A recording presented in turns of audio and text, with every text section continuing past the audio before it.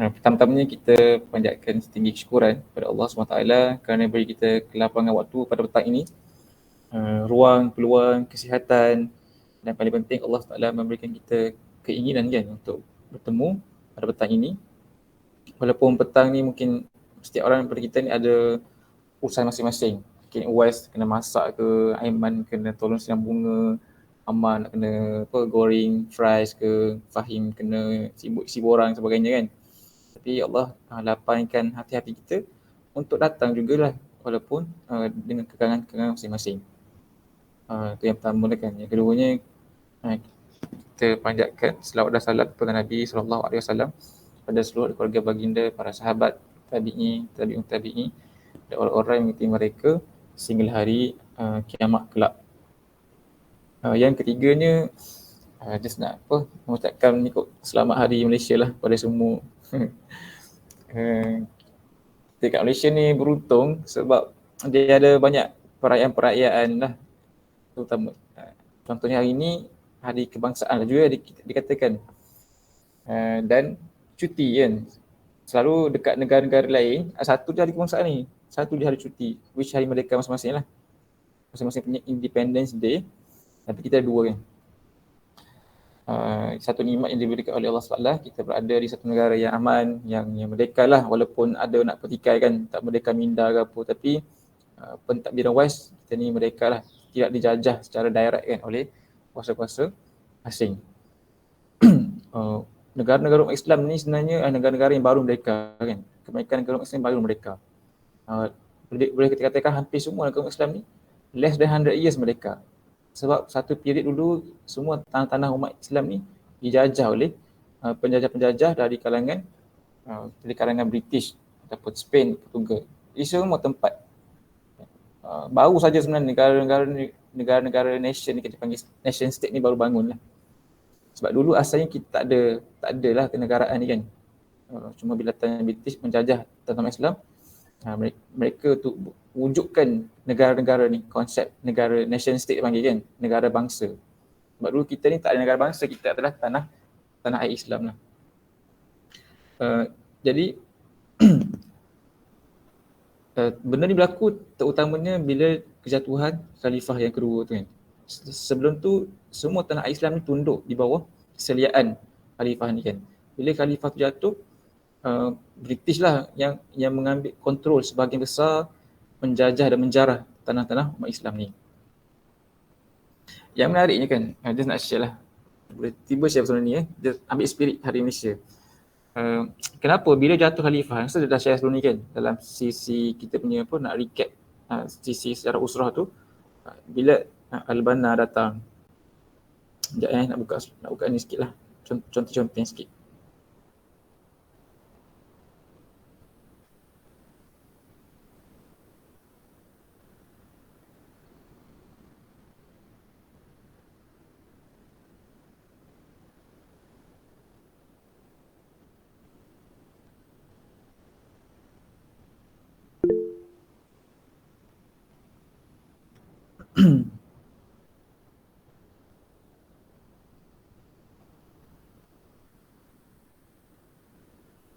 Nampak tak semua nampak Nampak.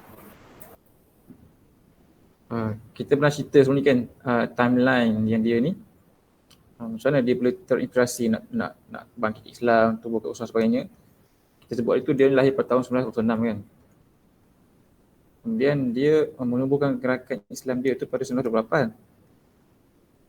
Tapi dia punya kemuncak kenapa dia menggerakkan umat ni lah sebab berlakunya peristiwa kejatuhan tu, the fall of the Ottoman Caliphate kan, Khalifah Osman tu, Ottoman Empire tu pada tahun 1924, which kita tak rasa dia adalah sebahagian kita sebab kita tak pernah hidup zaman ni dan kita tak pernah hidup di zaman adanya Empire Islam. 1924 ni jatuh kan. So dia waktu ini dia berumur 18 kan, 18 tahun dan menyaksikan kejatuhan ni, dan sangat sedih lah kot. Bagi dia tu, dia tengok benda tu tak cukup reaktif. Tidak cukup reaktif umat Islam bila kita punya power jatuh, kita tak ada action. Selalunya manusia ni mesti dia akan, kalau something hak dia jatuh ke, dia ditindas ke, dia akan reaktif kan. Normal manusia tu dia akan reaktif. Tapi dalam kes ni umat tu telah pun macam dibiuskan. Abuse ni maksudnya apa yang dia sedar kan benda berlaku. Bukan tak reaktif langsung, adalah beberapa action yang dia ambil tapi dia tak cukup kuat dan tak ada satu force yang kuat. Itulah yang mendorong dia untuk ni kan. So nak cerita kenapa umat tak reaktif kan itu. Tak reaktif tu. Itu yang penting kita belajar kan. Sebab kita sebut sebelum ni, kejatuhan ni dia adalah apa? Simptom kan. Dia simptom lah. Dia adalah gejala. Sebenarnya penyakit tu dah mula dari awal lagi. Bagaimana bius tu telah pun dicucuk lebih awal pada umat baru jatuh Ottoman Empire ni. Iaitu apa? Telah masuk sedikit-sedikit satu penyakit itu panggil secularism kan. Secularism yang memisahkan agama daripada lain-lain hal dalam kehidupan. Kita pun tak nak imagine ni, tak nak hayati benda ni kan, sebab kita tak berada zaman tu dan kita macam alhamdulillah hari ni Islam kita fahami tu adalah Islam yang syumul kan. Sekarang lah walaupun ada je benda-benda halus tu dia mesti lagi sekular. Tapi dulu waktu tu macam tu keadaannya. Orang memang tidak ambil tahu tentang pentadbiran, kenegaraan sebab dia tak nampak itu adalah sebahagian daripada Islam. Jatuhnya khalifah tu mereka tak rasalah walaupun mereka ni orang kuat beriman. Ada je Al-Azhar sebagainya kan. Tapi tidak merasai itu sebahagian daripada Islam kerana telah pun dicucuklah dengan bius-bius secularism ni yang merasakan pentadbiran selain pada apa yang berlaku di masjid maka itu Islam, yang selain pada tu itu bukan Islam, itulah keduniaan. So kefahaman Islam tu dia mempengaruhi action kita. Kita selalu bincang ni kan, macam mana kita menggambarkan Islam itu mempengaruhi tindakan kita pada Islam. Okay. Jadi itulah tak reaktif sebab tak rasa this part of Islam. Hidup macam biasa kan. Berbeza kan. Berbanding sebelum peristiwa jatuh khalifah ni, satu malapetaka berlaku dekat umat Islam. Malapetaka besar yang juga hit khalifah juga. Itu peristiwa apa? Siapa tahu?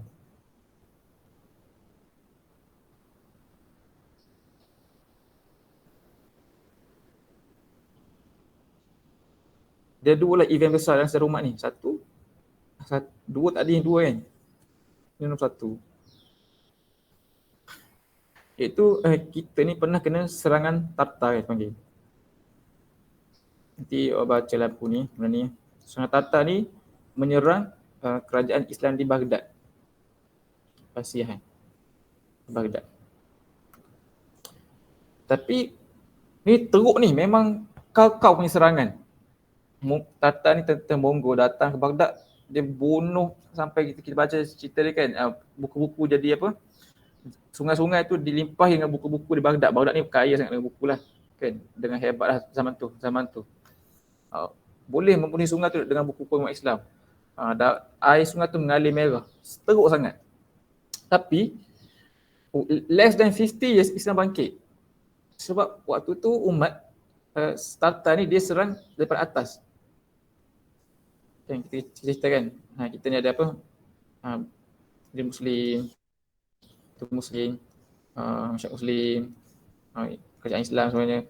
Dia serang ke atas kan, atas jatuh, bawah ni bangkit balik. Okay. Lepas tu Tartar ni masuk Islam. Ini cerita lepas tu dia masuk Islam. Okay lah habis, bangkit balik kerajaan khalifah. Sekejap je, lalu lebih kurang 40 tahun, 50 tahun. Tapi kali ini menarik sikit kan, sebab British ni bijak kan, dia bukan serang atas tapi serang bawah ni, serang base, serang pemikiran dulu, hancurkan ni, hancurkan keluarga Islam, hancurkan masyarakat kan. Bila bawah ni dah lemah, ketika itulah jatuh je khalifah ni, yang ni tidak reaktif sebab dia telah pun dibius lebih awal melalui pemikiran kan. Timelah ada Hollywoodnya, drugs dealernya, masuknya pornografi, macam-macam lah masuk kan. Kesan-kesan melalui sains yang katakan agama bukan sebagai sains, Darwinism, semua masuk ke sini. Ini adalah zaman-zaman Eropah tengah naik dia punya apa, Renaissance tu. Okay. Kenapa kita berani kan? Bila kita nak naikkan Islam dalam keadaan umat tengah tidak reaktif, iaitu sebabkan secularism, antaranya apa? Memisahkan agama kan? Agama dari kehidupan. Okay, memisahkan kehidupan pada agama. Samalah, okay. So, antara benda yang Imam Al-Banan dia punya approach dia apa? Dia mentakrifkan Islam semula.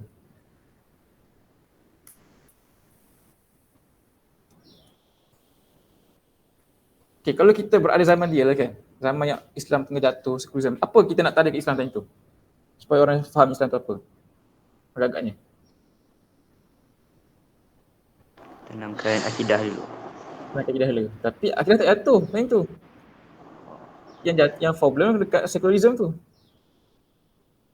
Sebab orang stay lagi Islam. Kan? Bukannya orang murtad time tu.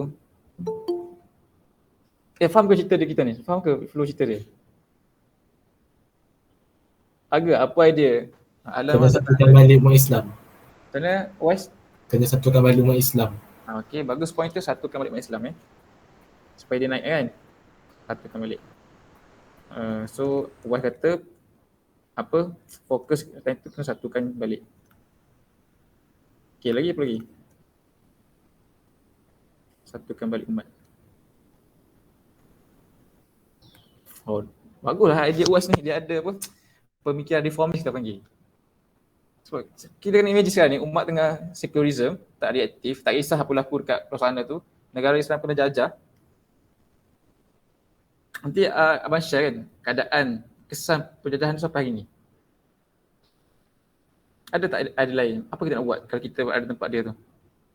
Macam kita nak explain balik Islam tu supaya orang tu. Ada pandangan? Berdakwah. Berdakwah. Berdakwah kan, tapi apa benda dia nak cerita dulu kan? So dakwah dia ajak apa, buang air kecil dalam tandas pun berdakwah juga. Apa benda dia nak bawa dulu dalam keadaan tu?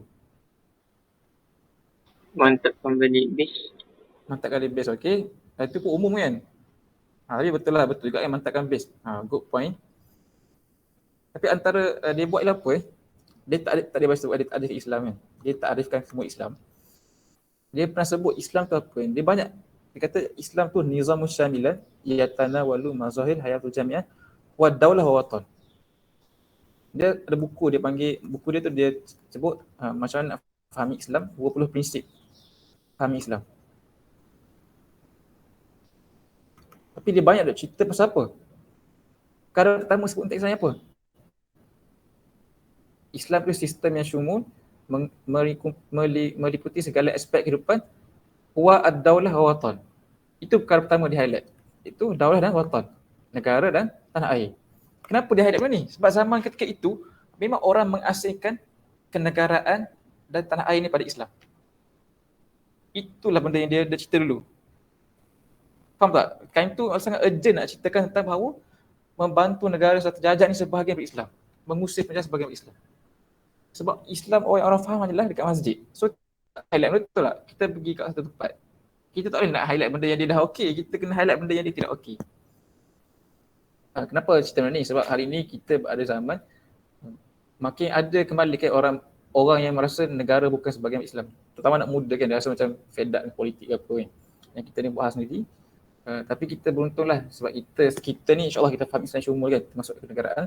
Tapi suatu ketika dulu umat Islam pernah merasakan negara ini bukan sebagai Islam. So apa dia mentakrifkan Islam semula, banyaklah mempromo bahawa kenegaraan ni sebahagian daripada Islam. Nak betulkan balik kefahaman. Itu yang pertama. Antaranya betul yang UAS kata, promote apa kesatuan kan. Sebab kalau tak bersatu macam nak lawan balik kan. Dan dalam prinsip ni pun banyak dia cerita ni. Prinsip 20 prinsip Islam ni memang dia punya fokus dia nak penyatuan. Betul juga lah apa yang Haji sebut tu kan, kuatkan base. Sebab tu dia banyak fokus dekat pembinaan individu. Zaman itu memerlukan benda tu lah. Okay. Tapi kita beruntunglah kita ada sekarang ni. Kita rasalah kita ni dah faham Islam semua kan, tapi time tu orang tak macam tu. Ambil sangat lama masa nak bagi umat ni rasa negara sebagai Islam.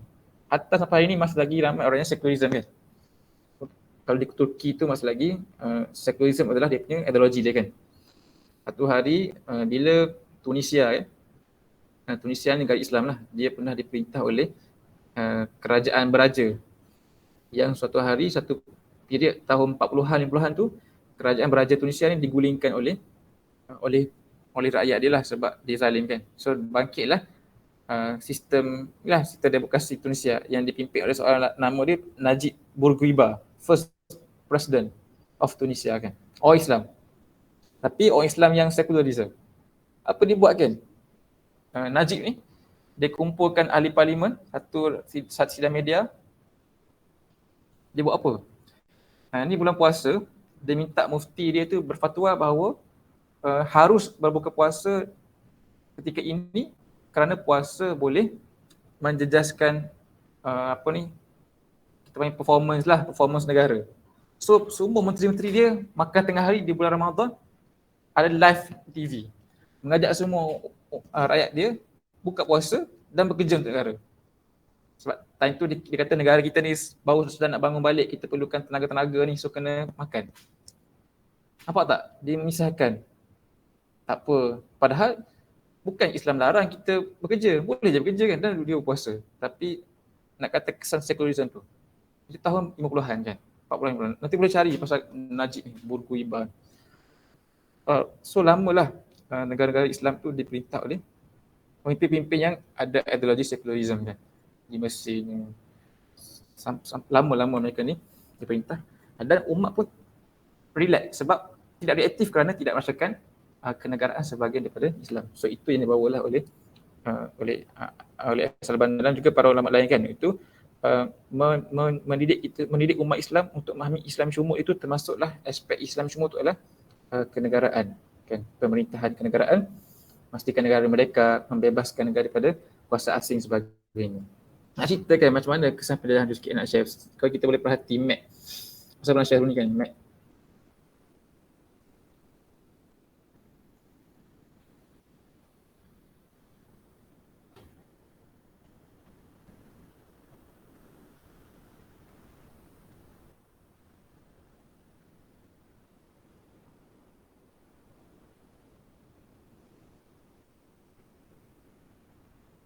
Kita tengok sikit map hari ni. Khabar kami.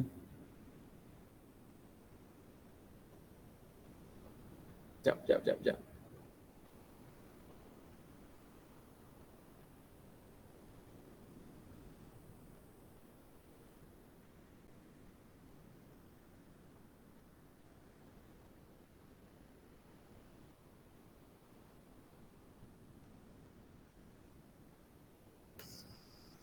Gimana? Tengok sikit kesan penjajahan ni. Contohnya kat sini India ni, Bangladesh, India dengan Pakistan ni dia ada tanah air Islam kan. Betul tak? Tiga tempat ni besar, sangat besar ni. Kalau dia satu tu dia sangat power. Tapi datang British di sini.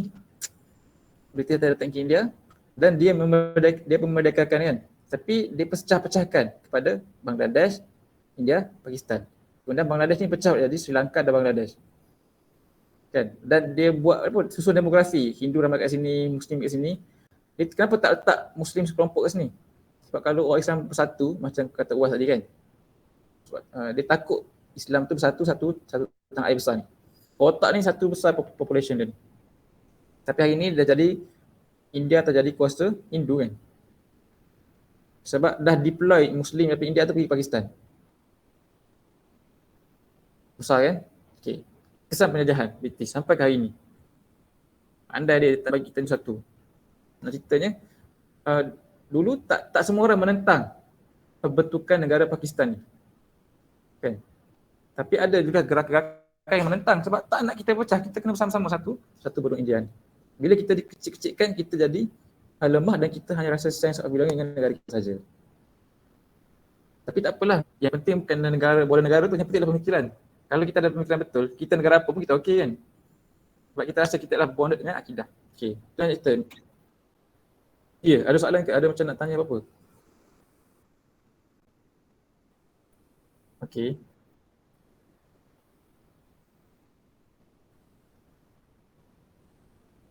Ada 4 kan? Syria, Lebanon, Jordan, Palestin. Okey, ni nak cerita kesan penjajahan di negara-negara Arab sampai hari ni. Cuba tengok peta ni, peta ni Arab kan, daripada apa? Ni semua ni. Arab ni, semua Arab ni. Peta-peta dia, kalau kita compare negara-negara ni, negara Eropah ni, dia punya negara ni memang yang pure, yang asli. Faham ke? Rusia, Ukraine, Belarus ni, kita nampak dia punya border tu border yang natural kan. Dia ada bukit-bukit di antara-antara ni, dia ada gunung-gunung yang memisahkan negara mereka, dan mereka ni bercakap bahasa beza-beza. Menunjukkan mereka punya identiti tu identiti asal. Bahasa beza. Peta pun nampaklah petanya lebih real kan. Cuba kita compare dengan peta-peta negara umat Islam yang Arab dan juga Afrika Utara ni. Nampak sangat dia macam tak adil langsung. Bagi-bagi kau ambil ni, aku ambil ni. Kesan pembahagian yang dibawa oleh manusia. Dan mereka ni semua cakap bahasa Arab. Sepatutnya kalau cakap bahasa sama ni negara sama je. Kan? Tak ada sebab nak pisah-pisahkan. Kenapa pisahkan? Kenapa pisahkan? Tak nak bersatu. Tak lagi satu. Ya. Kan?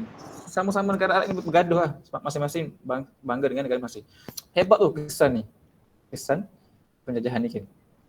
Yang menimbulkan rasa belonging tu negeri masing-masing. Walaupun mereka ni cakap bahasa yang sama, berkongsi budaya yang sama, jiran-berjiran pun.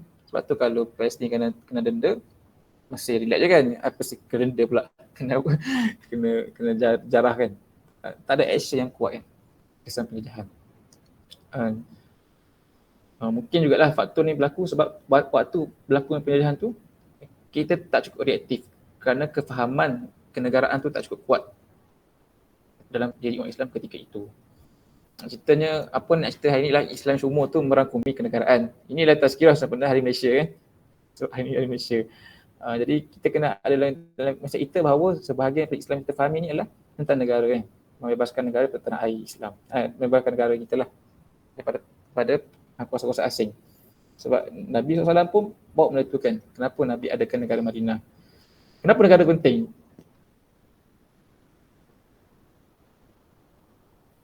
Supaya negara tu dia boleh bawa agama tu.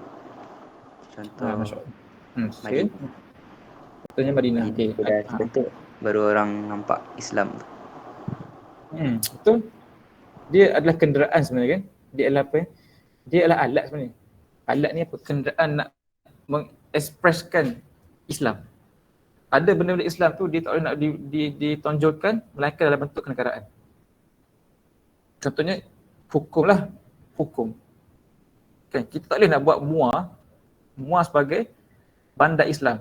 Adanya hukum-hukum kat MUA. Tak boleh kan? Hukum tu mesti digarak oleh negara. Ataupun kita nak buat ekonomi Islam. Maksudnya di MUA ni orang berniaga pakai emas. Tak ada riba langsung. Kan? Tak ada interest pinjam macam ni. Tapi tak boleh nak buat. Dia kena dibuat dalam konteks kenegaraan. Banyak benda-benda tu dia perlukan negara sebagai model. Sebab tu ideologi lain mengejar negara. Contohnya komunis kan. Dia start dengan Rusia, pergi China. Waktu sebelum tu komunis ni adalah pemikiran dalam buku je. Bila orang tu terjemahkan pemikiran buku kepada kenegaraan, orang mula nampak hebatlah komunis ni boleh ada Rusia. Rusia dulu sebelum tu dia panggil Soviet Union. Hebat lah. Bila dia boleh menterjemahkan pemikiran untuk negara, orang lain nampak macam kita kena jadi komunis lah kot supaya kita boleh jadi hebat macam diorang. Itu berlaku dekat Islam zaman Nabi kan. Bila nampak Islam Madinah tu menguasai Madinah, boleh menang perang, berbondong-bondong Allah katakan. Sayadkhuluna fi dinillahi afwaja. Berbondong-bondong orang masuk ke dalam agama Allah Ta'ala itu. Kenapa Syiah juga aim negara Iran? Siapa yang pernah hidup zaman 80-an merasai kesan-kesan Syiah itu adalah ikon bagi Islam lah kan. waktu tahun 79 berlakunya revolusi Iran, di mana pemimpin Syiah ni berjaya menjatuhkan kerajaan beraja Syiah, naik dan mendirikan Republic of Iran yang berideologikan Syiah. Islam Syiah kan. Pakai tudung bagus. So budaya Islam Syiah tu dibawa masuk ke semua tempat, exported. So sebab tu ada pemimpin-pemimpin di Tanah Melayu ni ketika itu rasa bangga dengan Syiah kan. Mengapa memandang tinggi negara Iran ketika itu. Sebab mungkin mereka tak dapat lagi kefahaman betul tentang Syiah tu, tapi mereka nampak Iran sebagai negara Islam. So sebabkan semangat Islam tu menyebabkan mereka ni cenderung pada Syiah. Sebab tu ada orang yang namakan anak mereka apa? Khomeini kan. Dalam grup QC tu ada Khomeini. Boleh jumpa nama-nama lain, nama-nama tokoh Iran lah.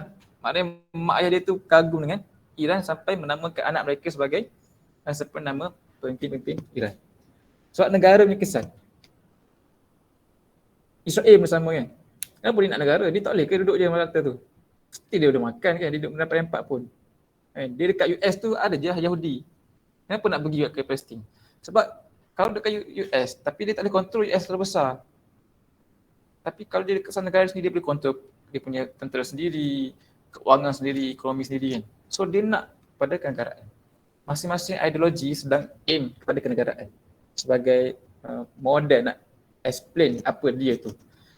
Sama kita belajar dalam Syaratul Haq kan. Kata Imam Al-Marudi tu, tidak akan selesai syahadah qauliyah fi'liyah ini melainkan dengan yang ketiga, iaitu dalam sebuah negara kan, negara Islam yang betul. Sebab ketika itu barulah negara itu akan menjadi syahadah, akan menjadi saksi, akan menarik orang. Macam mana kita nak ajak orang masuk Islam secara global kalau tak ada contoh pun negara Islam kan yang boleh buat benda tu lah. So sepenuh hari Malaysia lah kita tengok ini berlaku pada umat Islam, berpecah berbanding negara-negara lain yang bukan Islam ni, dia sangat natural lah dia punya agihan negara ni. In fact Afrika pun sama kan. So ini adalah realiti yang tak diajar buku teks tapi kena difahami dan ditahu semua orang kan. Sebab sejarah umat ni dia mempengaruhi cara kita pandang ke depan lah. So sangat penting nak kena mewariskan pemahaman yang betul tentang Islam tu yang syumul, merangkumi jugalah bukan saja ibadah dan akidah tapi kenegaraan, ekonomi, perundangan, sosial kan. Itu juga sebahagian daripada Islam. Hari ni kalau kita jumpa orang dekat lift kan, misalnya kita nak check dia Islam, kita tengok berapa pakaian kan, dia bagi salam. Tapi sebenarnya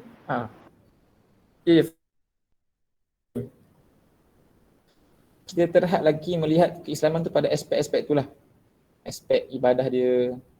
Tapi kita pernah check tak, sebenarnya orang yang patriotik ni orang yang kuat Islam dia, betul tak sepatutnya? Sebab kenegaraan sebagai Islam.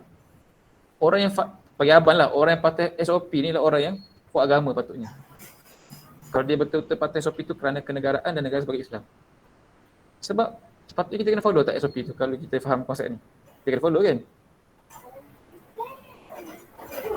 Sebab pemimpin ni dah sebahagian pada konsep kenegaraan kan. Dan nak cerita lah, kita tak mengukur, kita tak ukur macam tu sebab kita tak nampak kaitan SOP dengan Islam ni. Lebih asing sebagainya. Itulah benda yang kita kena betulkan lah, insyaAllah kan. Memberi kefahaman bahawa Islam tu syumul. Sebab efek sangat besar bila umat tak rasa kedekat Islam, boleh diratah ni, boleh dibentuk orang yang tolong susung kita punya negara kan. Kesan dia lah. Bang, saya tak ada soalan tapi dua konteks lah. Silakan. Dia macam sekarang ni saya ada junior-junior saya lah, umur 15-16 ni kan. Diorang bila time remaja ni kan diorang kan banyak diorang kan banyak terjebak dengan banyak terjebak dengan sosial kan. Lepas tu pula apa yang saya takut, diorang ni macam diorang boleh terikut-ikut dengan trend benda, trend kan. Sampai kan diri di Islam tu dia macam tak jadi Islam. Adalah saya jumpa satu kawan saya ni, dia pernah cerita kat saya. Dia memang di Islam. Tapi dia punya cara dia tu tak macam Islam. Sampai kan satu time tu dia cakap dia bukan Islam. Okay. Macam saya pun terkejut juga. Kenapa dia cakap macam tu? Dan saya tegur, saya ada try dah tegur dia tapi dia tak layan. Hmm. Dia punya, tak tahu macam mentality rosak ke macam mana tu. Faham? So Uwais punya soalan apa nak share ke dia adalah satu soalan ke perkongsian?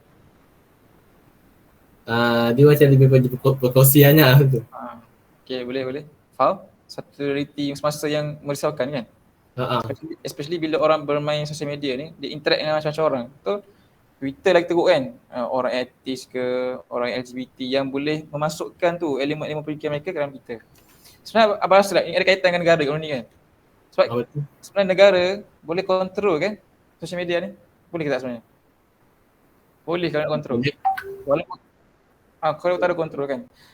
Ya, tapi nanti kalau kita kontrol kita kata Islam ni mengongkong pula. Sebenarnya kalau benda tu teruk, sebenarnya orang yang ada kuasa dia kena kongkong, dia kena menapis dan menahan tu. Kan dia ada kan Suruhanjaya Komunikasi Malaysia tu. Tapi mungkin orang yang jaga post tu dia tak ada idea tu, pemikiran tu yang kita kena menyekat kemasukan perkara-perkara asli ni. Sebenarnya nampak tak kesan negara lagi lah kalau kita ada tempat tu. Tapi kita cerita negara-negara, kita bukan nak pergi di situ sekarang ni. Kita sedang tengok, kita still di bawah lah kan. Cuma ada mentaliti jauh ke depan bahawa pentingnya lah pos-pos tu dikuasai orang yang faham Islam. Sebab kita semua nanti bukannya akan belajar je sepanjang masa kan. Balik Jerman nanti masuk jadi CEO company ke, tiba-tiba Imran lah nanti jadi menteri komunikasi kan. Menteri kerja raya ke. So macam mana nak buat kerja tu dalam menterjemahkan kefahaman tu kan dalam kerja kita. Terima kasih Wais atas perkongsian. Memang merisaukan pun trend sekarang dengan internet yang tanpa ada apa-apa, tak ada halangan kan. Iaitu sebab itulah parenting penting lah sekarang kan. Sebab anak kat rumah kan kena kontrol lah. Benda tu boleh set kan. Tapi kalau parent pun tak ada awareness tu, susah lah. Siapa nak jaga kita dekat rumah ni, ada pintu, mak ayah dengan anak kan. Takkan nak suruh orang luar masuk rumah kita dan take care kan. Sebab tu nak ubah tu memang kita kena lahirkan balik lah individu yang dia kahwin dengan orang yang faham. Inilah bakal-bakal yang akan membentuk keluarga-keluarga baru nanti kan. Yang insyaAllah akan menjaga anak-anak masa yang akan. So orang kena start balik mengajar, membentuk pribadi-pribadi lah seperti kata adik bina base tu. Wallahualam tu intro lah sebenarnya nak cerita pasal hari Malaysia ni. Tapi jauh pula bawa. Macam mana kita boleh teruskan ke? Boleh. Baik. Kita sama-sama tilawah tadabbur sikit insya-Allah pada petang ini. Kita akan membaca satu surah.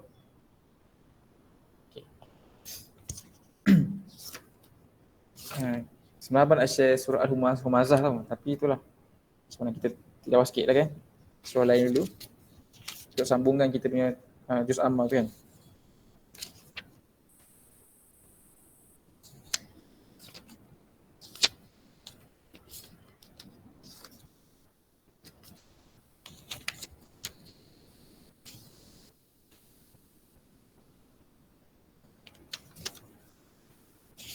Sekarang pukul 3 sekarang sempat nak tengok ni. Just nak ajak kita sama-sama membaca. Kita tengok baca sikit surah Muzammil boleh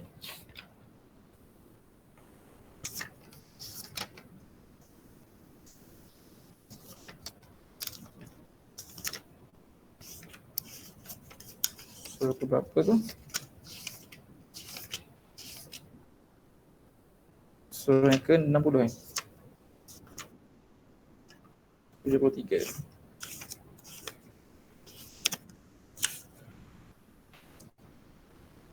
Okay, semua jumpa. Dia ada 20 ayat kan? 8 orang. Surah yang ke-73, surah Muzammil.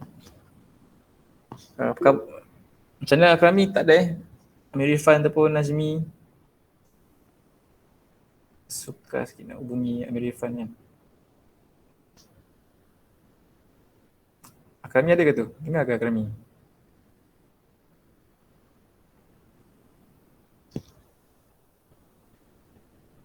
Amar boleh ke baca sekali Amar? Boleh. Boleh. Tak ada rehat lagi. Okay, kita baca surah Muzammil pada petang ini. Ada 20 ayat. Surah Muzammil ni kita 8 orang. So, seorang akan baca 2 ayat lah, insyaAllah kan. Seorang baca 2, lepas tu kita akan sambunglah cycle tu. 2 tu.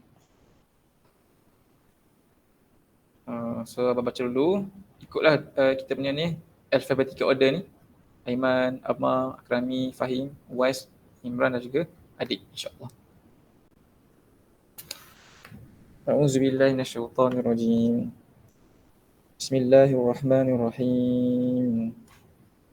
Ya ayyuhal muzammil qumil laila illa qalila.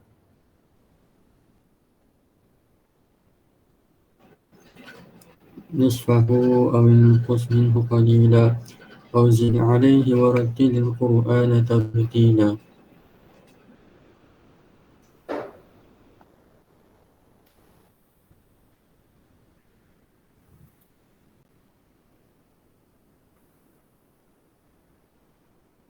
Boleh sambung Amar?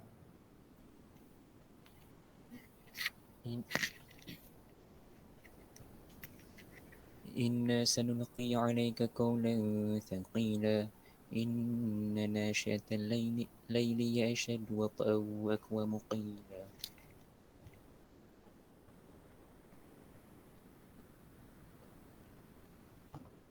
Ada ke Akrami? Akrami boleh sambung tak Akrami? Ada kot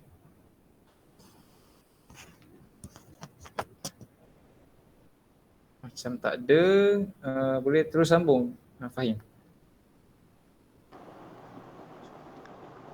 إن لك في النهار سبحا طويلا واذكر اسم ربك وتبتل إليه تبتيلا. Bismillahirrahmanirrahim. Rabbul المشرق والمغرب لا إله إلا هو فاتخذه وكيلا واصبر على ما يقولون واهجرهم هجرا جميلا. وذرني والمكذبين أولي النعمة ومهلهم قليلا إن لدينا أنكالا وجحيما.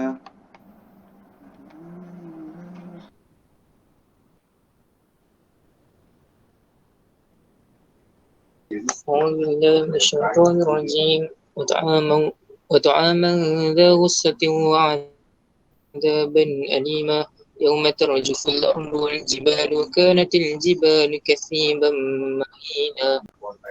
إنا أرسلنا إليكم رسولا شاهدا عليكم كما أرسلنا إلى فرعون رسولا فعصى فرعون الرسول فأخذناه أخذا وبيلا.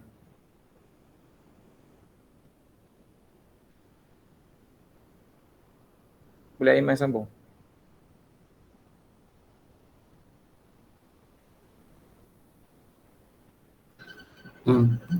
فكيف يعني؟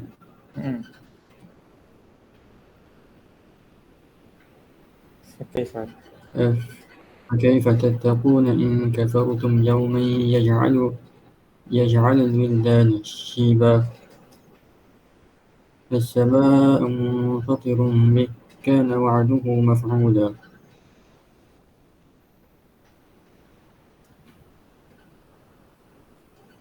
Boleh Ammar sambung? إن هذه تذكرة فمن شاء اتخذ إلى ربه سبيلا.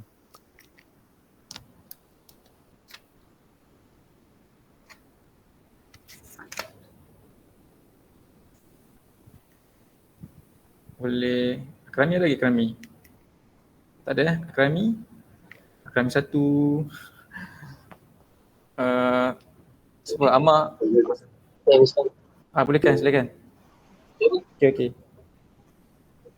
أعوذ بالله من الشيطان الرجيم إن ربك يعلم أنك تقوم أدنى من ثلثي الليل ونصفه وثلثه وطائفة من الذين معك والله يقدر الليل والنهار علم أن لن تحصوه فتاب عليكم فاقرؤوا ما تيسر من القرآن علم أن سيكون منكم مرضى وآخرون يضربون في الأرض يبتغون من فضل الله وآخرون يقاتلون في سبيل الله فاقرؤوا ما تيسر منه وأقيموا الصلاة وآتوا الزكاة وأقرضوا الله قرضا حسنا وما تقدموا لأنفسكم من خير تجدوه عند الله هو خيرا وأعظم أجرا واستغفروا الله إن الله غفور رحيم.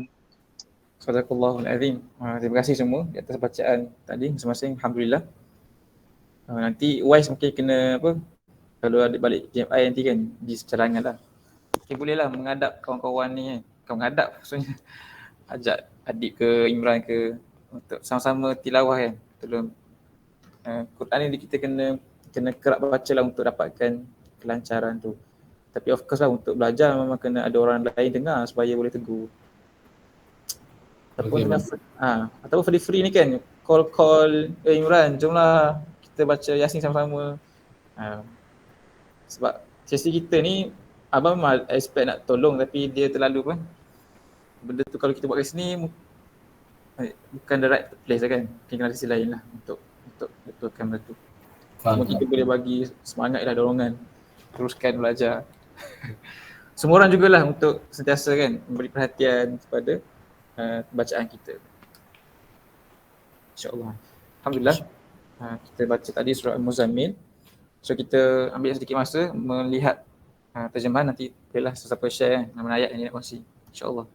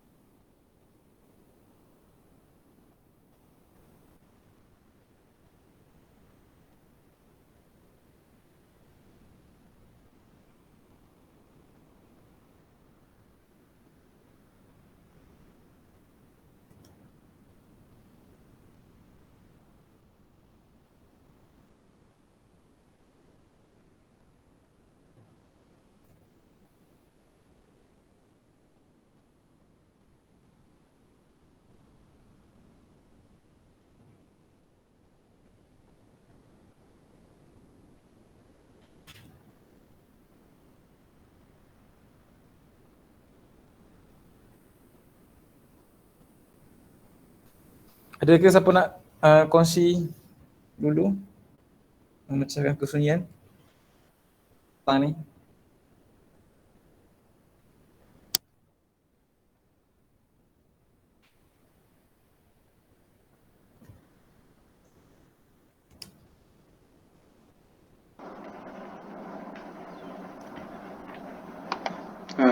Really good. So, Bismillahirrahmanirrahim. So, saya tak pastilah, bukan tak nak share secara spesifik ayat mana-mana, tapi generally kita tahu maksud surah Al-Muzammil itu sendiri kan orang berselimut kan. So, kita dapat faham lah sebenarnya dalam mungkinlah inti surah ni kebanyakannya pasal tahajud ataupun pasal dakwah Nabi SAW. Which is kalau kita pernah belajar dulu, kalau kat sekolah saya pernah belajar, tak ingatlah dalam syariah Islamiah ke Quran Sunnah, dikatakan dulu tahajud ni, solat tahajud merupakan satu perkara yang diwajibkan oleh Allah SWT kepada para Nabi. Ke Nabi Muhammad ya? Tak ingat. Tapi itulah, diwajibkan. Satu perkara yang diwajibkan dekat Nabi. Tapi lepas turun satu ayat, lepas ada lah istinbat hukum tu, jadilah solat sunat tahajud ataupun tahajud tu sendiri just wajib kepada Nabi tapi sunat kepada kita lah semua kan, umat dia. So nak menunjukkan apa kesimpulannya kat sini, kita sepatutnya lah kalau dalam kehidupan seharian kita solat tahajud ni merupakan satu ibadah tambahan yang boleh mungkin buat sebagai bonus untuk top up kita punya mungkin ibadat solat fardu dan lain-lain, sebab ada juga hadis kan disebut bila mana kita buat macam solat sunat ke apa-apa, dia merupakan satu tambahan ataupun backup untuk mungkin solat fardu kita yang mungkin ada lopong-lopong yang mungkin tak sempurna. So nak cakapnya dekat sini, tak kisahlah kalau kita tak mampu nak solat tahajud ke, ataupun mungkin kita boleh je buat ibadat sunat tambahan yang lain, supaya mungkin insyaAllah pada hari kiamat kelak kita dapat memenuhkanlah kelompongan mungkin isi solat fardu kita yang tak syukur tu. So tu je kot. Baik, terima kasih Imran di atas saranan sesama kan praktis solat tahajud. Adakah siapa lagi nak share tambah fungsi?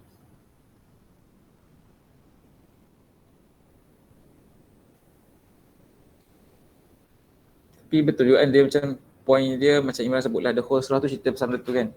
Mungkin tak ada spesifik ayat nak highlight jugalah bagi setiap orang. Tak tahu, adakah nak tambah, nak highlight? Boleh kot. Silakan. Ayat 4. Dah baca atau lebih dari seperdua, bacalah Al-Quran itu dengan perlahan-lahan. So pasal cara kita just nak ni lah, recap balik kan. Pasal cara kita interaksi dengan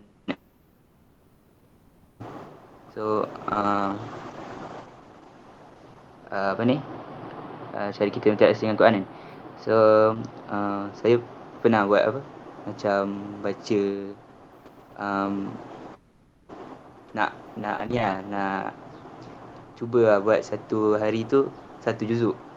Tapi bila buat macam tu dia macam kejar-kejar. Saya macam tak ada masa untuk terkejar-kejar, pasal sampai tak ada masa untuk baca dia punya terjemahan, tak baca untuk faham. So memang dikira ibadah kan.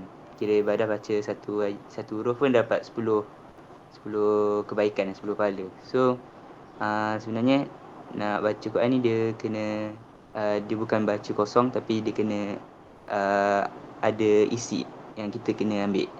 Begitu. Itu je lah. Jazakallah khair. Betul-betul. Maksudnya tak pentinglah menghabiskan satu hari kan, walaupun setengah orang tu lah KPI dia. Tapi yang penting itulah tertib dan ada penghayatan kan. Jazakallah khair. Satu peringatan yang baik juga daripada Fahim. Saya nak kena live sekejap sebab tiba link share tu dia inaktif.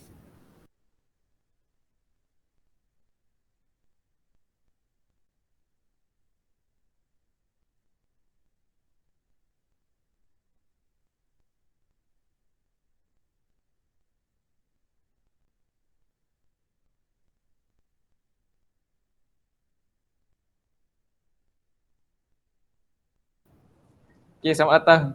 Sorry. Lagi siapa-siapa nak share? Tak share sikit Quran daripada surah Al-Muzammil ni. Mungkin akan highlight apa yang telah pun dikongsi oleh Imran dan Fahim, insyaAllah.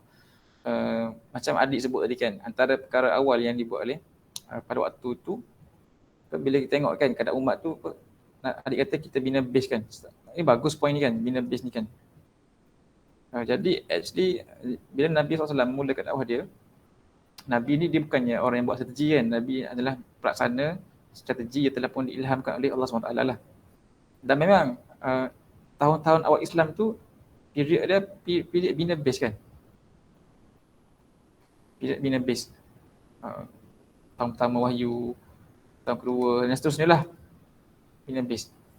Jadi antaranya apa? Allah SWT turunkan surah Muzammil ni macam Imran kata, kalau kita baca ayat ni pun kita dah faham dia dah wajib. Sangat direct, sangat jelas arahan kewajipan tu daripada ayat 1 sampai ayat 19.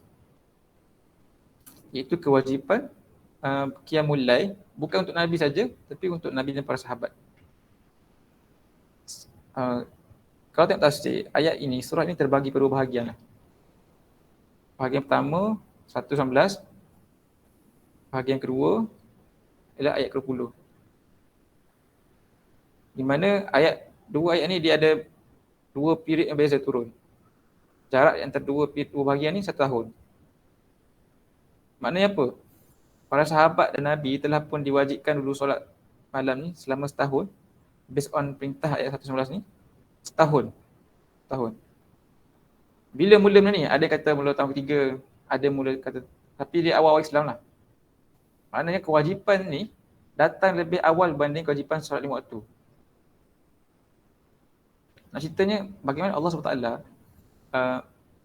menstrategikan pembinaan sahabat kan, base tu, dengan melatih mereka ni qiyamul lail pada awal-awal mereka Islam.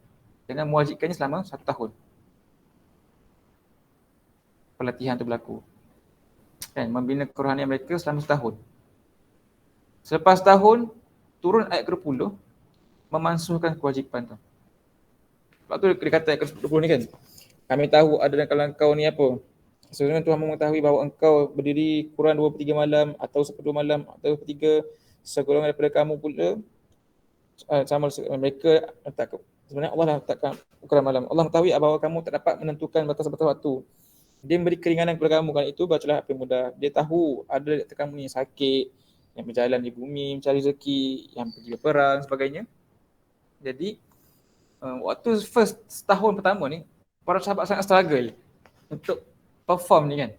Sebab ayat Quran ni kalau kita tengok dia kata apa? Bangunlah 1/3 malam. Sorry dia kata apa? Qumil laila illa qalila. Bangunlah malam melainkan sedikit. Maknanya apa tu?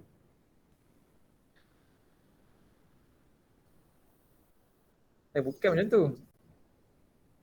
Maksud dia lah Qumil laila qalila. Maksudnya bangun tu, katalah malam tu ada 5 jam, kita kata contoh Maksudnya kena bangun lebih daripada, kena masa bangun lebih lama baru tidur. Bangun melainkan sedikit. Maknanya portion yang tidur tu sedikit, portion yang bangun tu lama. Faham? So bangun tu kena melebihi 1/2. Katalah kalau malam kita dalam 6 jam kan. Sebenarnya malam tu lama daripada maghrib sampailah subuh tu kan. So kita bahagi 2, separuh plus sedikit lah kena bangun. Sebab tu sahabat ni struggle nak perform ni.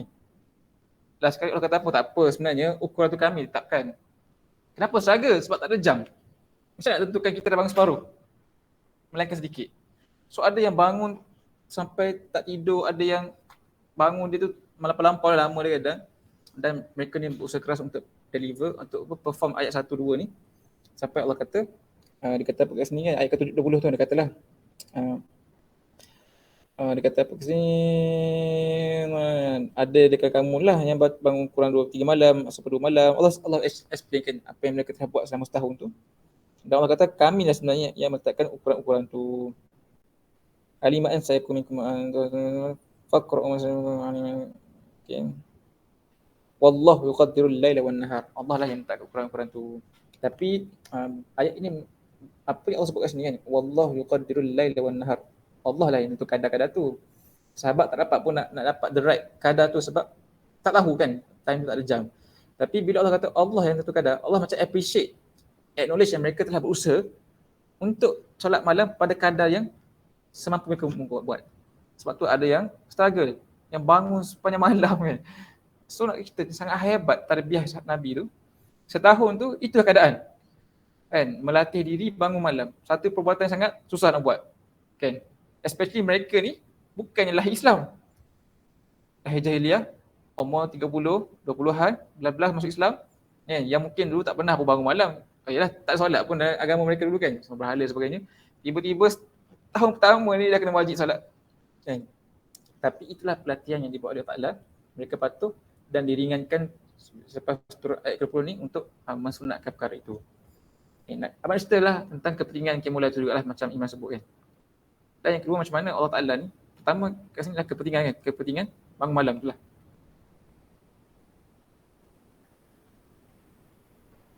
Yang kita semua mungkin tahu kan kelebihan-kelebihan dia, fadail dia kan. Dia adalah sebaik-baik solat selepas solat wajib adalah solat malam hari kan. Tapi lebih daripada itu adalah dia adalah pelatihan. Sebab dalam konteks sahabat, mereka bukan buat kerana fadilat, betul tak? Tapi memang mereka diarahkan, dalam Quran tak sebut fadilat tu kan, dalam waktu Allah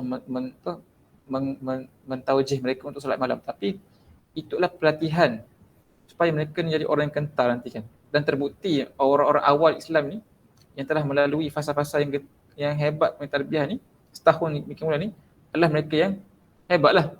Boleh tahan ujian kan, majikan apa bila ke apa semua tu, jadi sahabat-sahabat yang jiwa kental kerana dilatih bangun malam yang telah menguatkan kerohanian mereka masing-masing lah. So itu adalah bagaimana Allah SWT telah mendesainkan proses pembinaan base sahabat tu dengan pelatihan-pelatihan seperti ini kan, yang benda tu against kita punya kesukaan tapi disuruh buat kan. Sebab kita suka tidur tapi kita suruh bangun. Maknanya bangun tu lah against kita punya kesukaan. Kan? Dia panggil apa kan? Ukhruj min adat kan. Mengeluarkan diri dia daripada adat-adat kebiasaan lah bangun malam. So satu nak kata apa kan? Maknanya di fasa awal ni dia bagus lah kalau kita ni train diri kita tu dengan ekstrim macam tu. Bukan ekstrim maksudnya that strong kan. Okay, mulai ke apa-apalah yang latihan-latihan yang boleh menguatkan jiwa kita. Sepatutnya sebenarnya kita nak pasti kita ni boleh stay lama jauh ni sebenarnya kan, dengan menguatkan kan tarbiyah pada fasa-fasa pembinaan base ni kan. Dengan adanya taklim mingguan contoh yang cerita kan, kesusahan benda ni dia akan menguatkan kita kan, akan menguatkanlah orang-orang yang follow ataupun ikut apa dengan bersusah payah. Bangun malam setahun lah, susah tu kan. Sangat banyaklah elemen-elemen kesusahan zaman sahabat tu yang menyebabkan mereka ni kekal bersemangatlah sampai mereka semua mati dalam Islam kan. So just a message umumlah untuk pertama kita bolehlah melatih diri kita kan, berazam untuk bangun malam setiap hari ataupun minimum seminggu sekali kan, ataupun kurang daripada tu boleh cuba sedikit-sedikit. Dia tak penting tempoh tu, kita cuba sempatkan bangun dulu sebelum subuh tu kan. Sedikit-sedikit kita improve dari segi timing, dari segi bilangan rakaat kita boleh buat, tapi kita latih diri kita tu. Tapi in general adalah fasa ini adalah fasa mentarbiah diri kita tu untuk buat benda kita suka kan. Contohnya kita ni suka apa? Makan. So kita kurangkan makan. Okay, tak apa, tak kaitan kan. Apalah benda yang melatih kan. Contohnya baca Quran ni kita suka kan, dia macam susah baca Quran tapi kita buat juga apa kita tak suka. Kita tak susah nak buat apa solat qabliyah ba'diyah, kita buat juga apa yang tak suka kan. Sebab bila kita membiasakan mengikut apa kita suka, nanti bila Islam memulakan kita berkorban lebih, kita boleh korbankan. Okay. Contoh nanti, okeylah Imran dah kerja dengan Petronas kan. Adik kerja dengan Aramco ke, kerja dengan Volkswagen kan. Gaji dah RM15,000 lah. Katalah adik nak pinjam sikit, nak pinjam RM5,000 boleh tak?